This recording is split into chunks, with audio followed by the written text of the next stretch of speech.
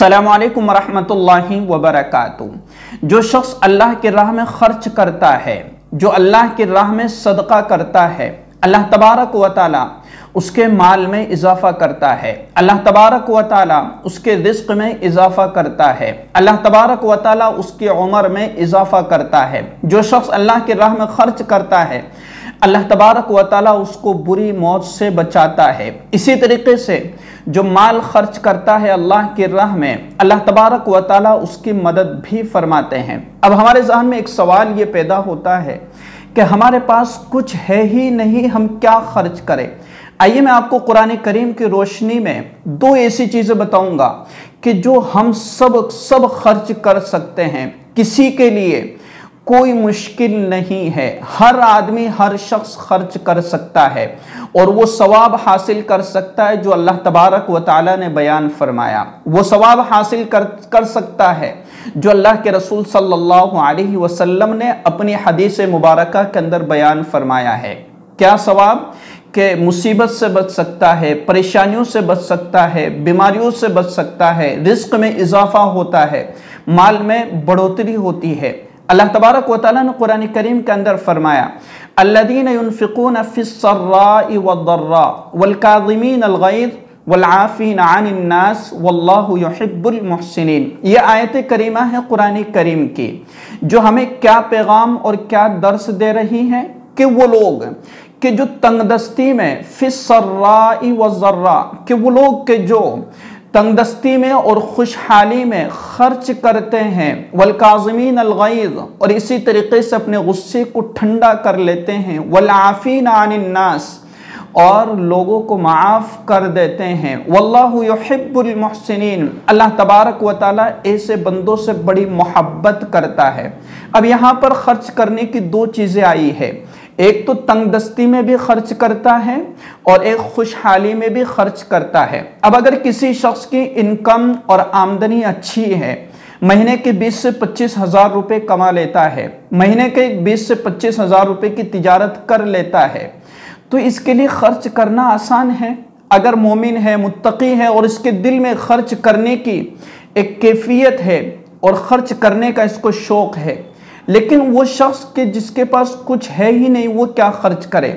देखिए कुरान करीम ने फ़िस्सर्राइ वज़र्रा, कि जो खुशहाली में और तंगदस्ती में खर्च करते हैं, तो अल्लाह तबारक व तआला के नज़दीक ज़्यादती मुराद नहीं है, बल्कि अगर कोई शख्स गरीब है, मिस्कीन है, यतीम है, जैसी भी उसकी हैसियत और जैसी भी उसकी हालत, चाहे बिल्कुल दरमियानी दर्जे का या बिल्कुल निचले दर्जे का आमदनी करने वाला शख्स ही क्यों ना हो, अगर दिन के 100 रुपये कमाता है, अगर 100 रुपये में से 1 रुपया अगर खर्च कर देगा अल्लाह की राह में, अगर 1 रुपया किसी यतीम को, गरीब को दे देगा सिर्फ अल्लाह को खुश करने के लिए, कि सिर्फ मेरा अल्लाह मुझसे राज़ी हो जाए, मेरे पास यही 1 रुपया है, मैं इसको खर्च कर सकता हूँ। किसी के पास 1000 रुपये हैं और 1000 रुपये में से अगर वो 5 रुपये अल्लाह के रज़ा के लिए खर्च कर देता है, तो अल्लाह तबारक व तआला इससे खुश होता है। अल्लाह तबारक व तआला इस 1 रुपया और 5 रुपया खर्च करने की बरकत से उससे परेशानियों को हटा लेगा, बीमारियों को हटा लेगा और इसी तरीके से उसके लिए रास्ता आसान कर देगा।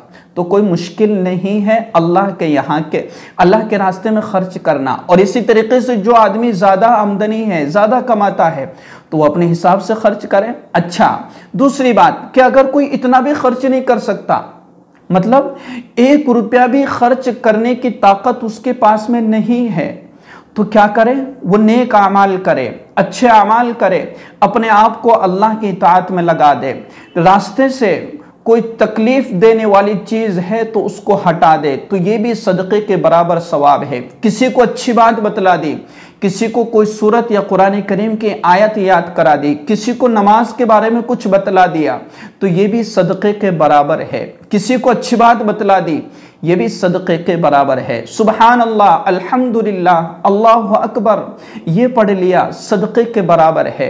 इसी तरीके से किसी को तसल्ली दे दी, ये भी सदक़े के बराबर है। तो कई सारी चीज़ें ऐसी हैं जो अल्लाह तबारक व तआला ने हमारे लिए बिल्कुल आसान कर दिया है कि बस तुम कर लो और सवाब देने वाला मैं हूँ।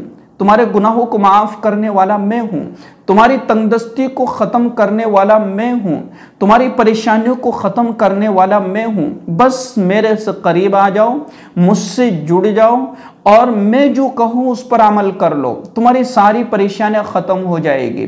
तो मैंने आपके सामने आयत करीमा पढ़ी।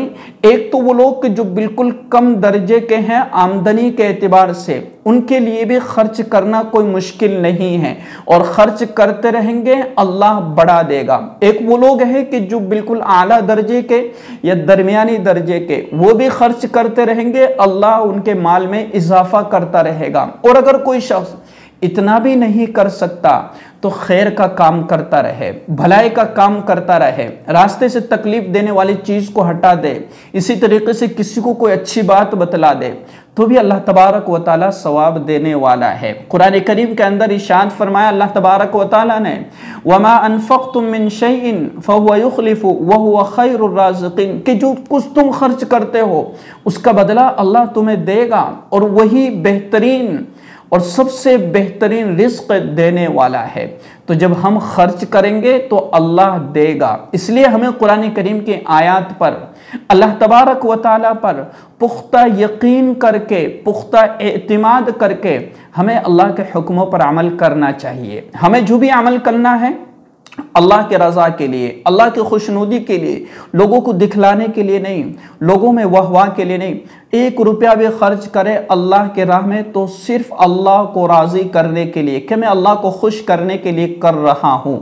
तो फिर अल्लाह तबारक व तआला 1 रुपये के बजाय पता नहीं उसके कितने अल्लाह तबारक व तआला इसको दे देगा, कितना सवाब इसको अता फरमा देंगे, कितनी परेशानियाँ इसके हटा देंगे, कितनी तकलीफ़ें इसके हटा देंगे।